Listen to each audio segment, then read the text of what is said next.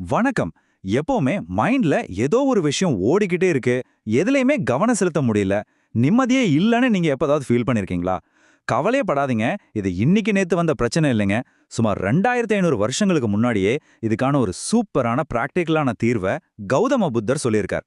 இந்த தொகுப்புல ஓவர் திங்கிங்கை நிறுத்த புத்தர் சொன்ன அந்த 7 அற்புதமான ரகசியங்களை தான் நம்ம விலாவாரியா பார்க்க போறோம்.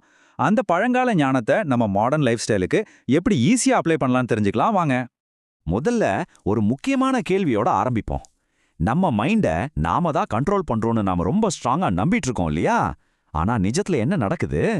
பல நேரங்கள்ல நம்மளோட பயம், தேவையில்லாத கவலை, கண்ட்ரோல் இல்லாத சிந்தனைகள் மூலமா அந்த மனசு தான் நம்ம கண்ட்ரோல் பண்ணிட்டு இருக்கு. சோம்பேறியா இருன்னு அது சொன்னா நம்ம அப்படியே சுருண்டு படுத்துடுறோம். கோவப்படுன்னு சொன்னா கத்துறோம். சிம்பிளா சொல்லணும்னா மைண்ட் எஜமானன் ஆகிடுச்சு, நாம அதுக்கு அடிமையாயிட்டோம். இதுதாங்க நம்மளோட அடிப்படை பிரச்சனையே.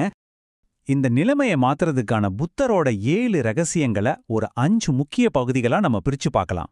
முதல்ல அடங்காத மனம், அப்புறம் காலத்தை கையாளுதல், 3வது மனப்பாரத்தை இறக்குதல், 4வது அமைதிக்கான பழக்கங்கள், அப்புறம் கடைசியா நாம எப்படி எஜமானனா மாறுறது. சரி, நேரடியா முதல் பகுதிக்குள்ள போயிடலாம். அடங்காத மனம். புத்தரை பார்க்க ஒரு முறை ரொம்ப பெரிய ராஜா ஒருத்தர் வந்தார். அந்த ராஜாவுக்கு எக்கச்சக்கமான நிலம், பெரிய ராணுவம், அளவே இல்லாத செல்வமும் எல்லாமே இருந்துச்சு. ஆனா அவர்கிட்ட இல்லாத ஒரே ஒரு விஷயம் மன அமைதி. ராத்திரி தூங்காம யோசிச்சு யோசிச்சு அவருக்கு தலை வெடிக்கிற நிலைமை.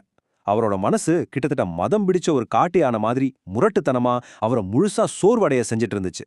ஆனா புத்தரோட போதனைகளை சரியா புரிஞ்சுக்கிட்டு நம்ம ஃபாலோ பண்ணினா அந்த காட்டு யானை மாதிரி இருக்கிற மனசை நம்ம காலடியில அமைதியா படுத்திருக்கிற ஒரு விசுவாசமான நாய்க்குட்டி மாதிரி கண்டிப்பா மாத்திர முடியும். அது 100% சாத்தியம்.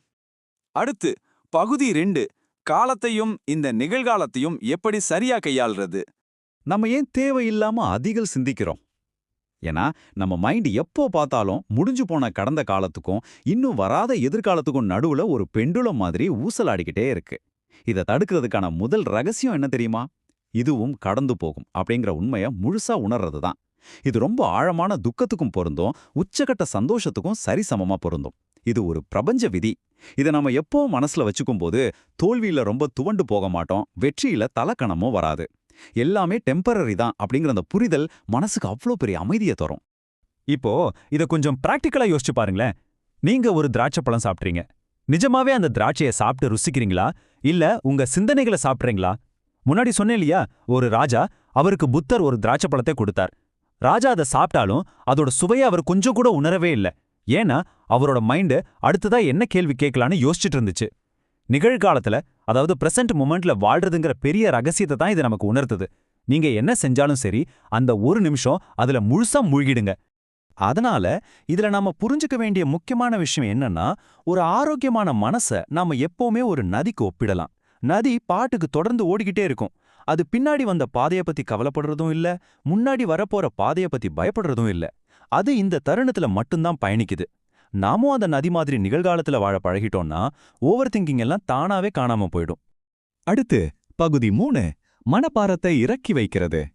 நாம ஏன் இவ்ளோ கஷ்டப்படுறோம்னு யோசிச்சா, தேவையில்லாம நம்ம பழைய காயங்களை ஒரு பெரிய லக்கேஜ் மாதிரி சுமந்துட்டு திரியறது தான் காரணம். ஒரு கிளாஸ் தண்ணியை ஒரு நிமிஷம் கையில பிடிச்சிருந்தா எந்த வலியும் இருக்காது, ரொம்ப ஈஸியா இருக்கும். ஆனா அதையே 1 மணி நேரம் பிடிச்சிருந்தா கை பயங்கரமா வலிக்க ஆரம்பிச்சிடும்ல. புத்தர் சொல்ற இந்த உதாரணத்தோட ரகசியம் என்னன்னா, நம்ம வாழ்க்கையில நடந்த அந்த மோசமான சம்பவம் சில நிமிஷங்கள் மட்டும் தான் நடந்திருக்கும். ஆனா அந்த நினைவை நாம பல வருஷங்களா மனசுக்குள்ள பிடிச்சு வச்சிருந்தா அது நம்மளையே சித்திரவதை பண்ற ஒரு பெரிய நோயா மாறிடும். அந்த கிளாஸை முதல்ல கீழே வைங்க. என்ன இவ்ளோ காயப்படுத்திட்டாங்க, நான் உங்களை மன்னிக்கவே மாட்டேன் அப்படின்னு நான் நிறைய பேர் சொல்றதை கேட்டிருப்போம். ஆனா உண்மை என்ன தெரியுமா? ஒருத்தரை மன்னிக்கிறது மூலமா அவங்க செஞ்ச தப்பு சரின்னு நாம சொல்ல வரல. அது நமக்கு நாமே பண்ணிக்கிற ஒரு ரொம்ப அவசியமான சுயநலமான செயல். உங்க சொந்த மனம் அப்படிங்கிற பறவை வானத்துல சுதந்திரமா பறக்க அதோட காலில் கட்டியிருக்க கைட்ட அறுத்தெறியும் செயல்தான் மன்னிப்பு. உங்களை காயப்படுத்தியவங்களை மன்னிச்சு உங்க மனசை முதல்ல ஃப்ரீயா விடுங்க. அதே போல அடுத்தவங்க கூட உங்களை கம்பேர் பண்றத உடனே நிறுத்துங்க. இது இன்னொரு பெரிய ரகசியம். ஒரு புல் வளரணும்னா சில நாட்கள்லயே வளர்ந்துடும். ஆனா ஒரு மரம் வளர பல வருஷங்கள் ஆகும். அதுக்காக மரத்தோட மதிப்பு கம்மின்னு சொல்ல முடியுமா என்ன? கண்டிப்பா முடியாது. ஒவ்வொருத்தருக்கும் ஒரு தனிப்பட்ட பயணம் இருக்கு. அவங்க டைம்லைன் வேற, உங்க டைம்லைன் வேற. அதை நினைச்சு குழப்பிக்காம உங்க பயணத்துல மட்டும் கவனத்தை வைங்க. இப்போ நாம பகுதி 4க்கு வந்திருக்கோம். மன அமைதிக்கான சில அன்றாட பழக்கங்கள். மன அமைதியை மெயின்டைன் பண்ணணும்னா உடம்பும் ஒத்துழைக்கணுங்க. மனசுக்கும் உடம்புக்கும் இருக்கிற கனெக்ஷனை ஒரு தேரோட ஒப்பிட்டு பார்க்கலாம். மனம் அப்படிங்கிறது தேரோட்டி, உடல் அப்படிங்கிறது சக்கரங்களும் குதிரைகளும். சக்கரங்கள் உடைஞ்சு போயிருந்தா தேரோட்டி எவ்வளோ பெரிய வீரனா இருந்தாலும் சரி, அந்த போர்ல அவன் கண்டிப்பா தோத்து போவான். உடம்பு ஃபுல்லா டயர்டா இருக்கும்போது மனசை மட்டும் அமைதியா வச்சுக்க நினைக்கிறது சுத்தமான வீண் வேலை. அதனால ஒரு அமைதியான மனசுக்கு அடிப்படையான அந்த 3 தூண்கள் என்னென்ன? நல்ல தரமான தூக்கம், சரியான சரிவிகித உணவு, அப்புறம் டெய்லி உடற்பயிற்சி.